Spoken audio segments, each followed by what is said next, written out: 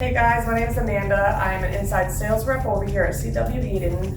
And in this video that you'll see, we went down to one of our accounts, a metal fabricating company, and we did a little demonstration. We used a flap wheel, is what my account usually uses right now, to take down a weld on a piece of steel. And then what we did, we wanted to compare it with a 987C, it's a precision grained fiber disc. So we wanted to see the difference, how fast it could work. So as you'll see in the video, the flap wheel took about 3 minutes, a little over 3 minutes, and the fiber disc only took about 2 minutes. So you're definitely saving some time using the fiber disc.